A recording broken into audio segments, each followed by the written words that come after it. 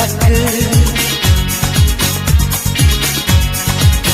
उम्र तन्हा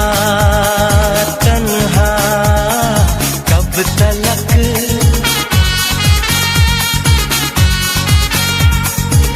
कभी तो आएगी वो दिलरुबा दिलरुबा दिलरुबा कि हम तन्हा तन्हा कब तलक कि तुम तन्हा तन्हा कब तलक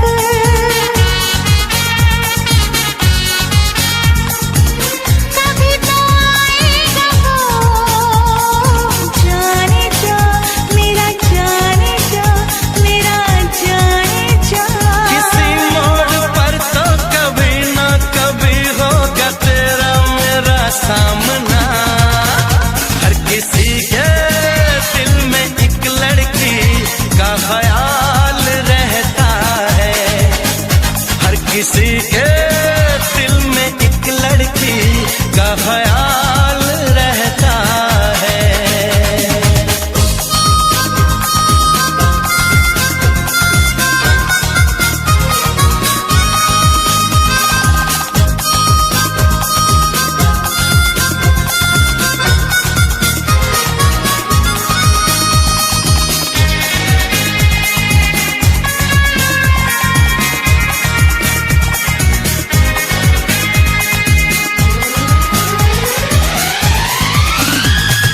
मोहब्बत मोहब्बत करूंगा मोहब्बत शरारत शरारत करूंगा शरारत वो है मेरा सपना वो है मेरी चाहत हर घड़ी उसी का इंतजार अब है मेरा दिल दीवाना बेकरार अब है सर पे वो सेहरा बांध के आएगा टोली बारात के साथ मिलाएगा मुझको वो दुल्हन बना के ले जाएगा